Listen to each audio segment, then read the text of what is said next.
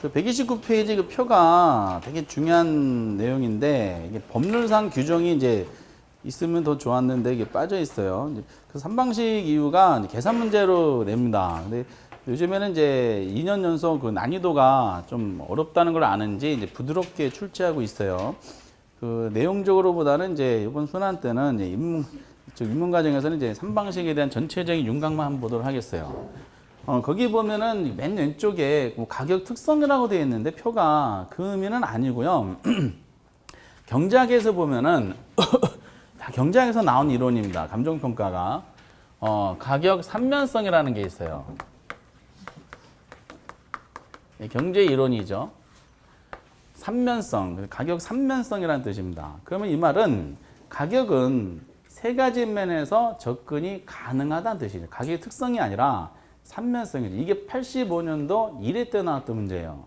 85년도 기출문제 보면은 문제 자체가 가격 삼면성이란 이렇게 물어봤었어요. 그럼 보기가 이제 쭉 나오겠죠. 1번부터 5번까지가 쭉 있었는데, 근데 이제 삼면성이니까 몇 가지가 있겠어요? 세상에. 이거 어려운 문제인데 금방 하시네. 삼면성인데 전부 다 성자가 붙어요. 성에 붙고 전부 세 글자예요. 그 가격은 세 가지면 접근할 수 있는데 첫 번째 논리가 비용성의 논리죠. 어떤 물건의 가격은 그 물건을 생산할 때 들어간 생산비 있죠. 생산비에 의해서 그 물건의 가격이 결정되더라라는 논리죠. 그러니까 생산비가 많이 들수록 그만큼 가격도 어떻다? 비싸진다는 뜻입니다. 근데 이게 현실은 반드시 그렇진 않죠. 생산비를 많이 들어서 만든 물건이 시장에 나왔는데 시장에서 소비자들이 그 물건에 관심이 없으면은 결국 가격은 떨어지죠. 그러니까 원가에도 미치지 못하는 가격으로 형성돼서 파는 경우가 있습니다. 그래서 이제 이거는 이제 어쨌든 비용성의 논리고 또 하나는 시장에서 얼마에 팔리느냐라는 논리로 하는 게 있어요. 이게 시장성의 논리죠. 그리고 또 하나는 이제 비용을 들여서 만든 물건이 앞으로 그러니까 장래에 얼마 정도의 수익을 창출하느냐, 수익 가지고 논하는 게 있어요. 산출가치라 그러는데 이거를 수익성의 논리죠. 그러니까 이제 삼면성이라는 것이 뭐라고요? 이 세 가지 비용, 시장, 수익, 비시수라 그러죠. 그래서 85년도에 아까 말씀드렸던 가격 삼면성이란 이게 질문이었었어. 보기 1번에 비용성 점, 시장성 점, 수익성 점 이게 나왔었고요.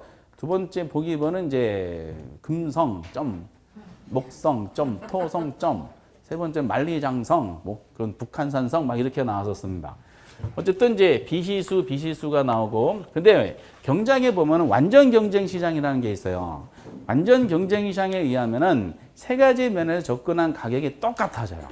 완전 시장에서는 비용성, 시장성의 가격이 똑같아지더라. 근데 현실 시장은 완전 경쟁 시장이 아니라는 거야. 그러다 보니까 현실적으로는 세 가지 면에 접근한 금액이 똑같지가 않다는 것이 확인이 됐고요. 세 가지 면에 접근한 가격이 현실에 똑같이 나오는 것은 진짜로 우연의 일치입니다. 그러다 보니까 감정평가 이론이 나오면서 세 가지 면에서 가격이 현실적으로 똑같지가 않구나. 그래가지고 요거를 따로따로 가격을 구하는 방법을 만들어 보자 해서 나온 것이 삼면성을 근거로 나온 게 3방식입니다. 그래서 우리나라 법률에는 이게 다 명시가 돼 있어요. 그럼 3방식이니까 몇 가지 방식이 있겠어? 와, 어쩜 그렇게 잘하시는지. 방식이니까 전부 방식이란 말이 들어가요. 방식은 전부 네 글자야. 비용성의 원리에서 만들어낸 방식을 원가 방식이라 그래요. 원가 이렇게 나왔죠. 비용하고 원가 연결돼 있죠. 시장성의 원리는 시장에서 다른 물건과 비교해서 한번 해보자는 거죠. 비교 방식. 그리고 이제 수익성의 원리는 당연히 수익 가지고 해보자. 수익 방식이 나옵니다. 그래서 우리 법에 규정된 3방식은 세 가지입니다. 원비수라 그러죠. 원가, 비용, 수익 방식 이렇게 됩니다. 이 3방식이 7방법으로 구분이 돼요. 7방법인데 기본적으로는 이제 6개가 있어요. 하나가 이제 가격을 구하는 방법, P, 임대료를 구하는 방법.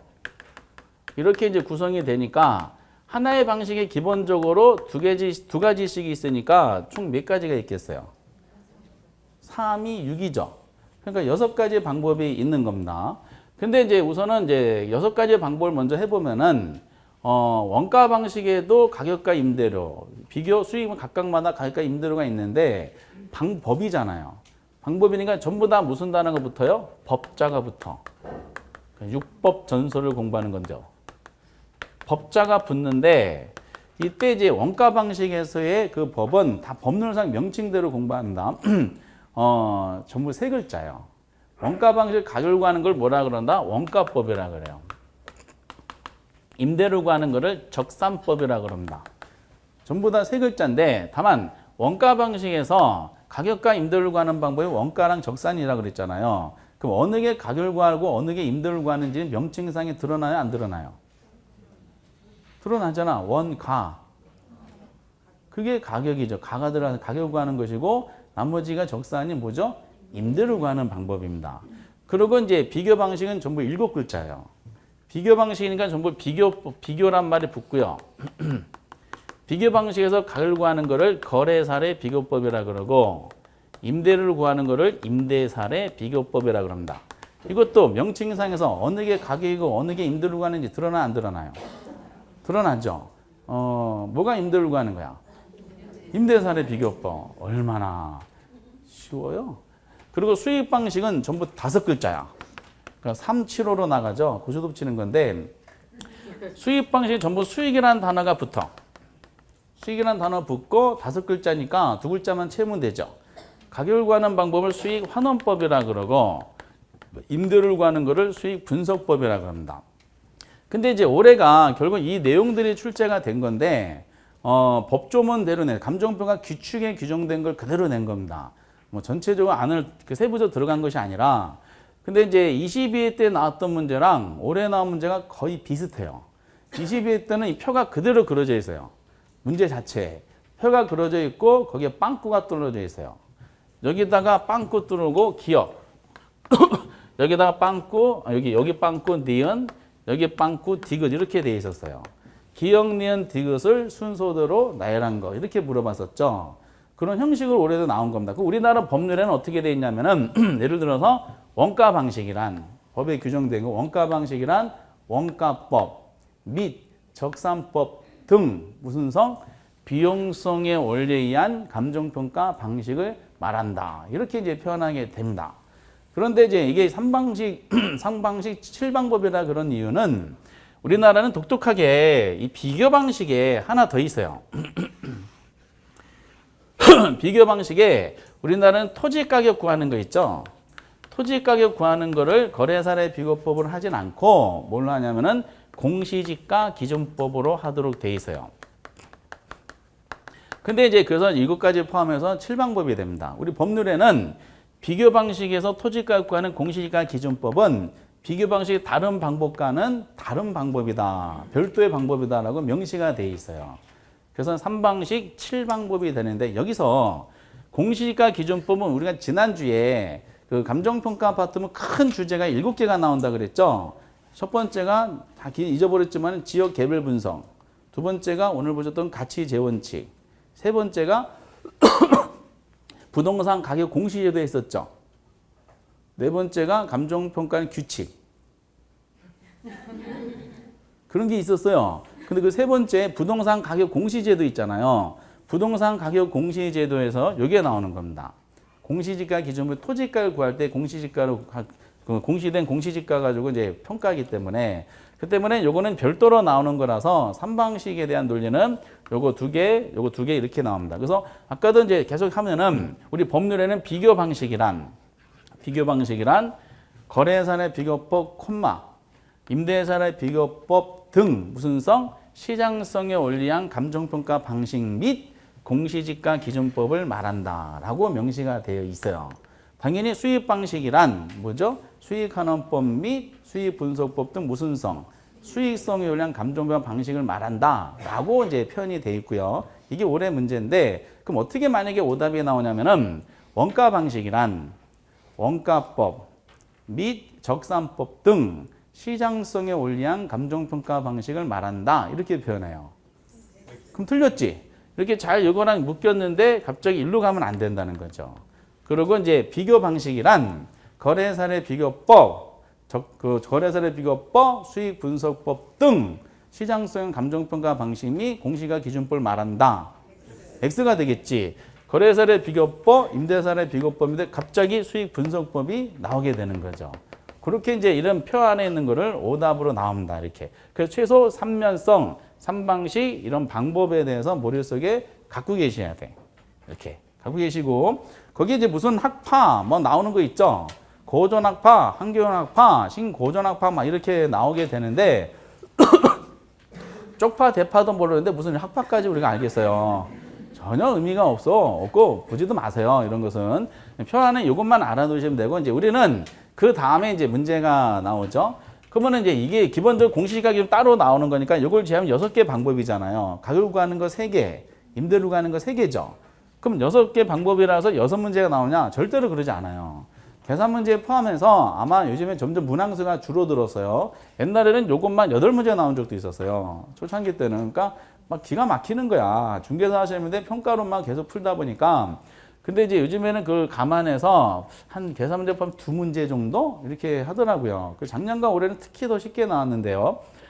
그러면은 2개를 만약에 맞힌다라고 했을 때 여기서 이제 임대를 구하는 방법에 대한 논리죠. 임대를 구하는 것은 세부적으로 공부할 필요 없고 2가지만 공부하시면 돼요. 하나는 임대를 구하는 방법의 종류를 아셔야 돼. 임대를 구하는 방법이 지금 몇 개 있어요? 3가지 있지. 적산법, 임대사례 비교법, 수익 분석법이 있잖아요. 적임분이야.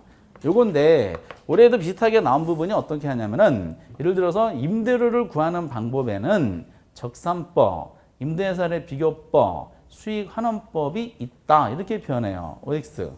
X가 됩니다. 적임분이 임대를 구하는 방법이고 하나 더 첨가한다 그러면은 우리 법률의 감정평가 규칙에는 적산법이란, 임대사례 비교법이란, 수익 분석법이라고 법에 명시가 돼 있어요. 개념이. 우리 그게 또 이제 연결해서 나온 건데 근데 이제 수익 분석법하고 임대사례 비교법에 대한 개념은 법률상 규정되고 공부 안 해도 관계가 없어요. 뭐만 하시면 되냐면은 적산법의 개념만 나중에 보시면 돼. 적산법은 법에 규정된 거대로 공부하셔야 됩니다. 법 조문 그대로 내니까. 그래서 적임분이라는 종류하고 그리고 적산법의 개념만 하시면은 임대료를 공부하는 것은 끝난다는 겁니다.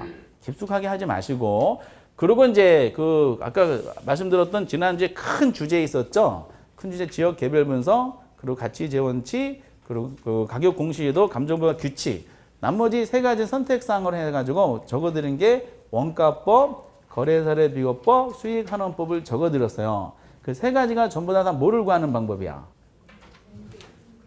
원가법, 거래사례 비교법, 수익 환원법 전부 다 뭘 구하는 거야?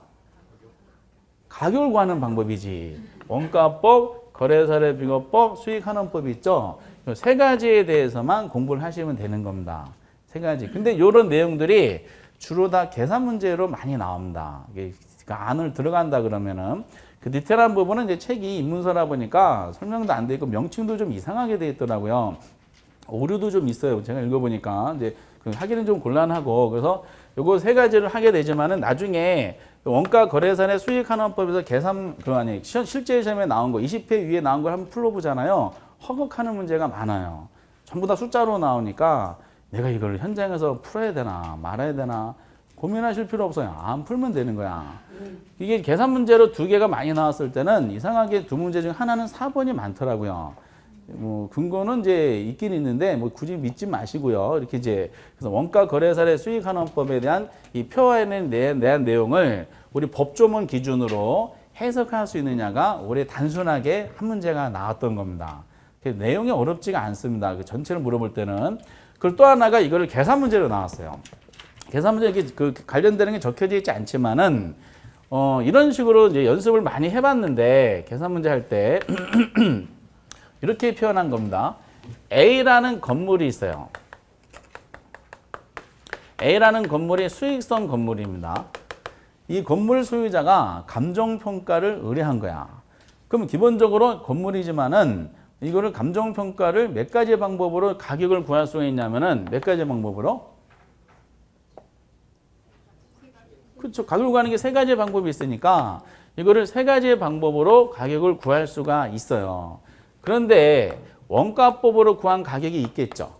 그렇죠? 원가보로 구한 가격이 예를 들어서 20억이다. 그리고 거래사를 비교법 구한 가격이 있겠죠.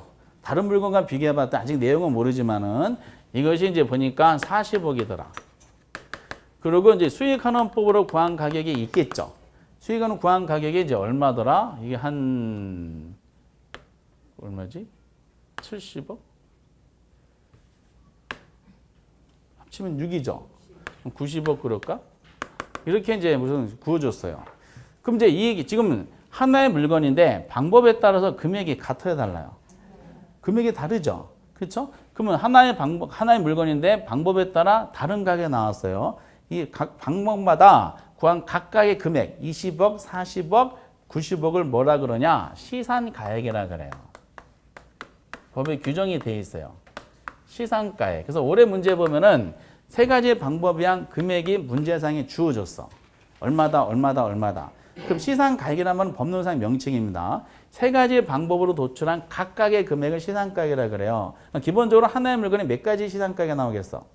세 가지 시산가액이 나오겠지? 그럼 시산가액은 중간가액일까요? 아니면 최종가액일까요?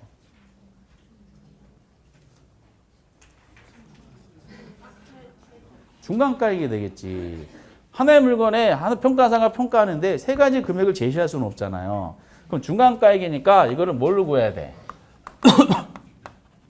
최종가액을 구해야 돼요.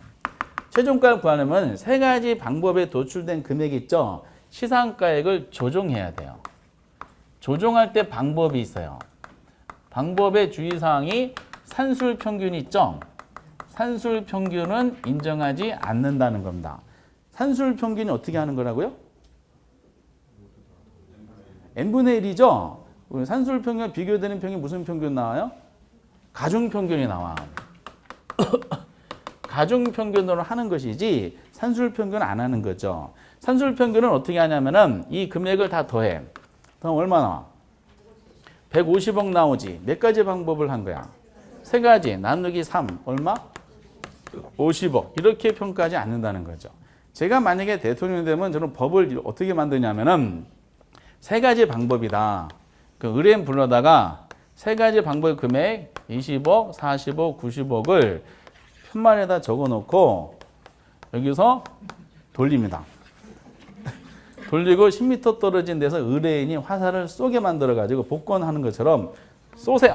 찍혔습니다. 빰빠라빰빰. 이것이 당신 부동산 금액입니다. 이게 더 재미있지 않아요? 이 방법이 괜찮은 방법인데 이걸 인정하지 않는다는 거지. 우리 돌리는 것도 인정하지 않고 복권하듯이. 그러니까 어쨌든 나누기 n분의 1 하는 것은 이것은 인정되지 않고 가중평균으로 인정하게 됩니다. 이런 금액이 주어지고요. 그리고 시험 문제에 뭐가 주어졌어요? 올해 가중치가 주어진 거야. 가중치가 이제 예를 들어서 원가법에 의한 가중치가 만약에 20%다. 거래사례 비교법에 의한 가중치가 30%다. 수익환원, 수익성 부동산이니까 주된 평가 방법은 수익환원법을 하겠죠. 그럼 수익환원법에 의한 가중치가 몇 %겠어, 그럼? 그거 어떻게 하셨어요? 굉장하신 능력이시네? 50%가 되겠지. 20, 30, 50을 이렇게 다 더하면 몇 프로가 나와야 돼? 100%가 나와야 되잖아요. 그럼 우리 여러분들 이거 하시고, 올해 나왔던 기출문제 한번 푸시면은 두 개가 풀릴 수도 있어요. 이렇게. 금액 주어지고 가중치 주어져. 그럼 저희들이 해야 될 일은 이게 얼마냐라고 물어본 겁니다. 1, 2, 3, 4, 5번에 금액이 나왔을 거 아니에요. 그러면 저희들은 해야 될 일은 주어진 거를 서로 곱하면 되죠. 곱하면은 원가법의 기여도는 얼마예요? 25 곱하기 40% 하면 얼마야?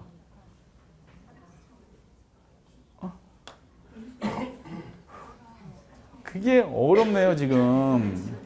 이것이 어려우니 뭐 그 안을 들어가면 더 못 풀겠죠. 4억이지, 4억.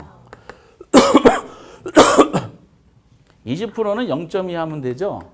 그 20%에 20억에 10%가 10억 2억이니까 2배니까 4억이겠지.